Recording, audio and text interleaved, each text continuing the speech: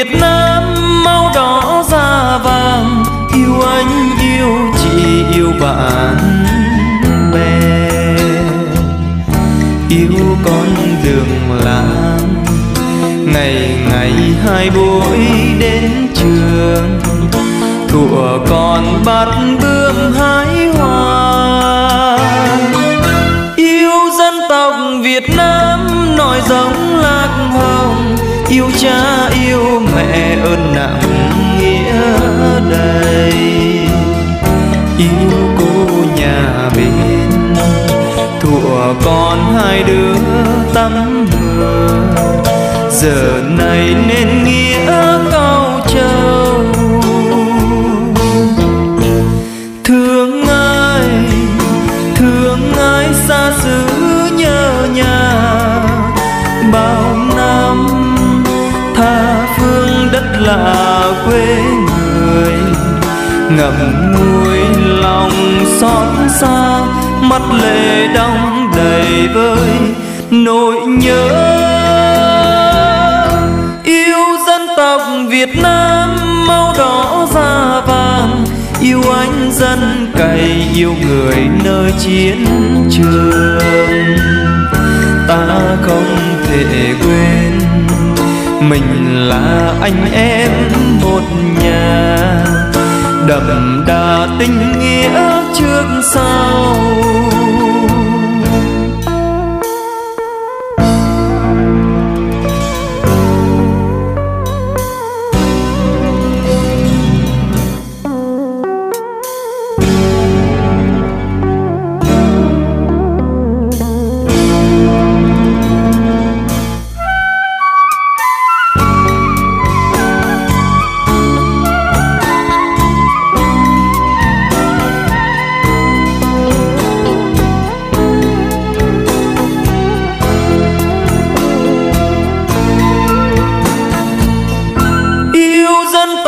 Việt Nam nòi giống lạc hồng, yêu cha yêu mẹ ơn nặng nghĩa đầy, yêu cô nhà bên thuở còn hai đứa tắm mưa, giờ này nên nghĩa cao trầu.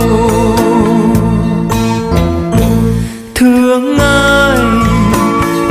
ai xa xứ nhớ nhà, bao năm tha phương đất lạ quê người, ngậm ngùi lòng xót xa, mắt lệ đong đầy vơi nỗi nhớ.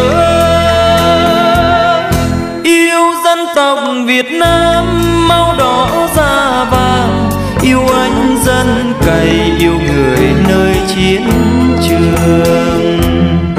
Ta không thể quên mình là anh em một nhà, đậm đà tình nghĩa trước sau.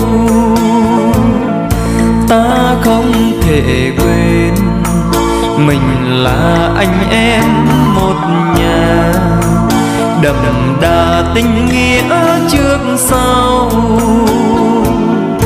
Ta không thể quên mình là anh em